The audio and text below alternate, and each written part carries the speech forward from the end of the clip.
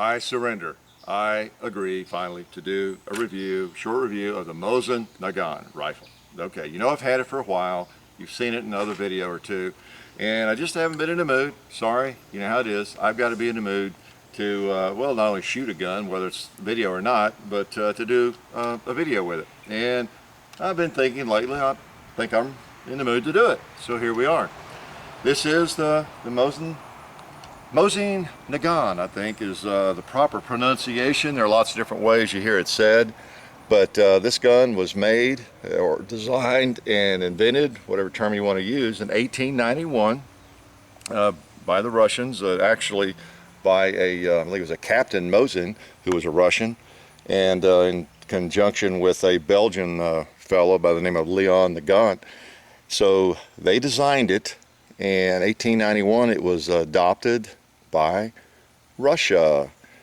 And then again in 1930 there were some improvements made, and that's I think the one you see the most of. You know, this one, it's generally considered, I think it's a model, what, 1891 or a 9130 people call it most of the time, you know, 9130, because the original was invented in 1891, of course we're talking here now, some of the youngsters, and then it was improved in 1930, and that's what this one is, on 9130. And there were 17 million of these made, I think. So that's one of the reasons that they are relatively inexpensive. There's so many of them out there. It's not because they're junk, as with a lot of military rifles. If there happen to be a lot of them, you know, I guess you could, some of the old Mausers and just lots of the bolt action guns, they were made by the millions, and so it's not like they're just not made well and you can go pick them up for nothing.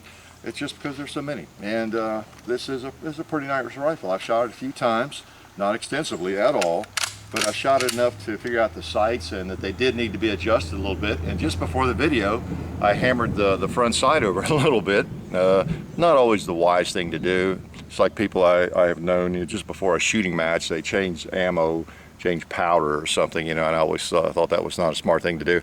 But anyway, I did, and it was shooting to the right a little bit. I'm going to hand out of the way here. And I think I've got it pretty much on right now, at least for the kinds of shooting I do. So this was the primary Russian rifle until 1944. It was in production. They pretty much halted production in 1944. And give you a little bit of history. I'm going to go ahead and start loading it up here, and we'll take a few shots. But in 1930, they made a few improvements to it. They split the barrel band, made it easier to take down. I think they put those springs in. Some of you may know more about this gun than I do, so I'm going to be careful what I claim to be true. They also improved the sights, as I understand, in 1930, and I believe it had a squared off receiver at that point, and they rounded that off. That was in 30, and then they just produced the heck out of it. Then in 41, you know, with World War II going on, they needed to create them and put them together rather as quickly as possible. They needed many, many more as quickly as possible. And so they did a few things. They quit doing this little scallop here, I think they call them the high wall, where they cut that out. They ceased doing that during World War II, and then the finish was not as good.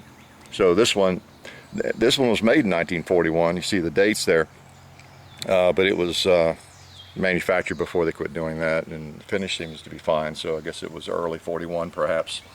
And this particular model, bolt is really free-flowing.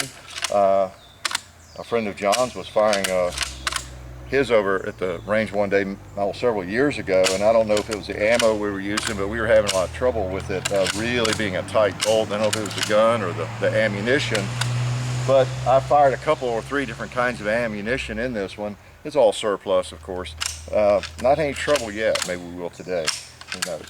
So, like I said, that's kind of the basics of the history of it, and it seems to shoot pretty close to being on. I'll have to work with that sight probably a little bit more, but I moved it just enough to get it over. It had about 70-75 yards. I was having to hold left on that plate over there, and I think I got to where I can hold right on the plate and hit. So that's kind of nice, you know. Well, I don't like to hold left. I don't like to use Kentucky windage on something like this. Okay. And by the way, well, let me go ahead and load while I'm jabbering here and fire a few rounds. I don't have a clip-loaded operation here. I just put them in singly. This gun is used, of course, as you know, by the Russians for a long time.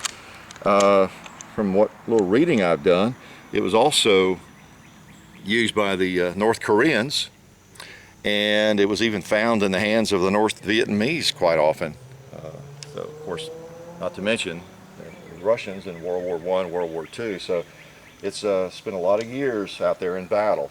So let's take a few shots with it here.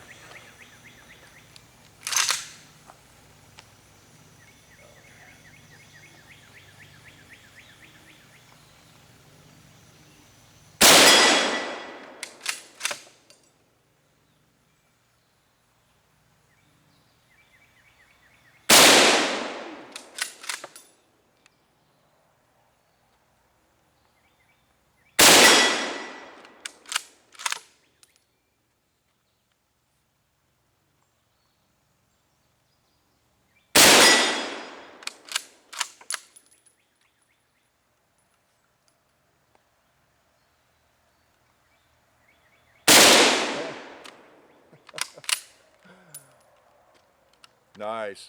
I'm a little shaky there. I might have to get her on target. But it shoots on pretty much. That was me just, I don't know. It's not got a great trigger or anything, so I'll think of some more excuses like I usually do too. By the way, this gun was early on, I believe.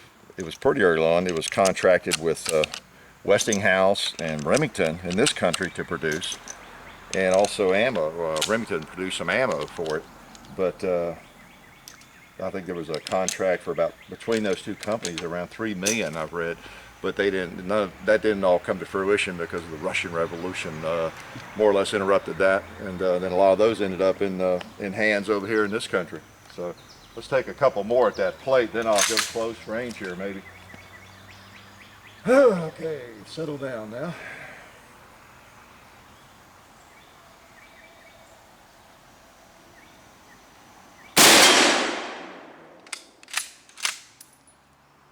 I can never quit on a miss.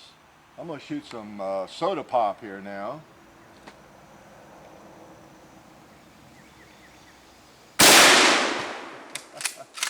Nice.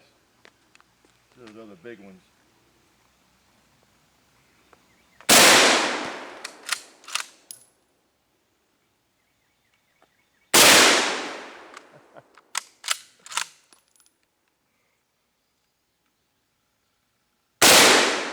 Woo! Disintegrates that. Okay. Nice gun, nice gun. It's kind of fun to shoot, and you notice, still free flowing, doesn't hang up, or feels great. Feels great. Got those sights pretty much on, I think. We'll take a couple more shots with it. Very, very popular gun. It's not very expensive, and so a lot of people have these. It's kind of like the SKSs were, back in the 90s, when you can get them for under $100. And these things will run $99, $110, $125, just depending. But they're really not very expensive, and they're well-made gun. It's more soft drinks there.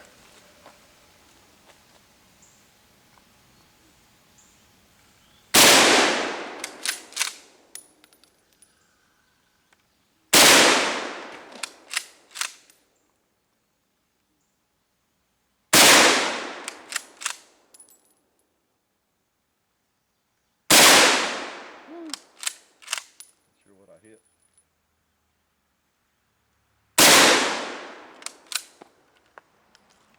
Shot a little low. Shooting too close range here really for a rifle like this. A couple things about this too.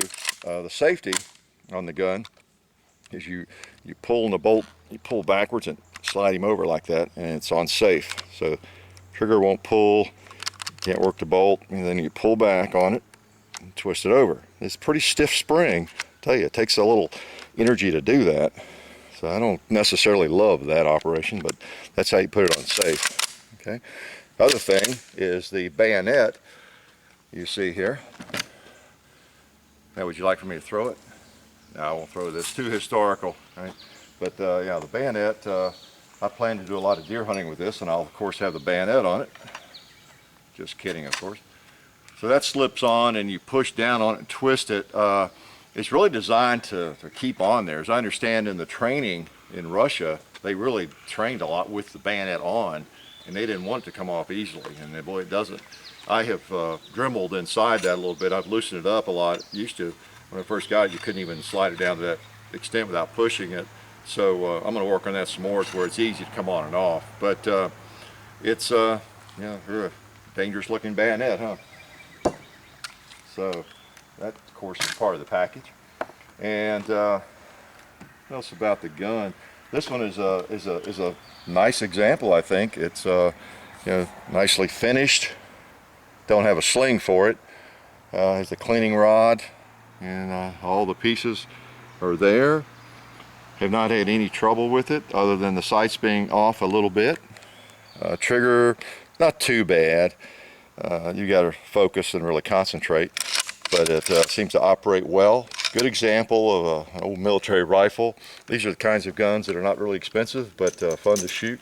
And let's load him up and shoot just one more magazine worth here. A lot of people own these. There are crates of them in a lot of gun shops as I do this video in July, middle of July 2010.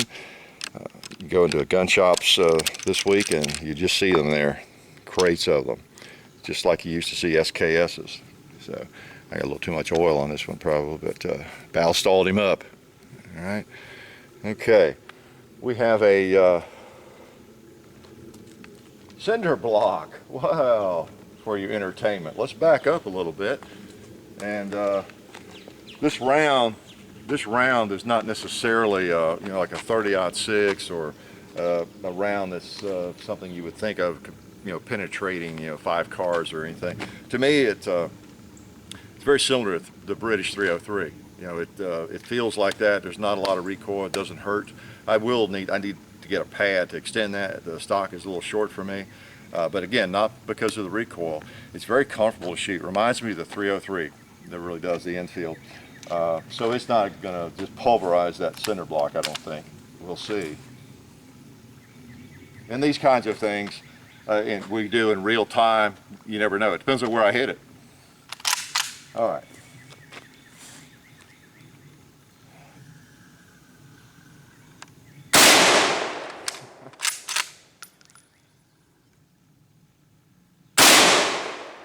Nah.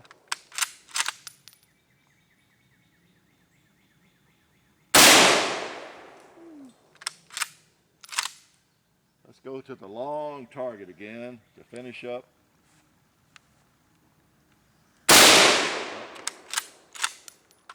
Can't quit on a miss. All right, got him on the last shot. So, Mosin Nagant, good old rifle, very plentiful. Many of you have them. Many of you have asked me to do a review of one. Hopefully that was just enough information and not more than you really cared to hear. But nice rifles, I think I like it. I don't think I like it as well as a Mauser or an Enfield maybe, but it's kind of growing on me and feels pretty good. The history of it I find very, very interesting, and that it's been around so long and used in so many places in battle, and that always makes a gun like this interesting. So the old 9130 Mosin Nagant coming to you from the Hickok compound. Life is good.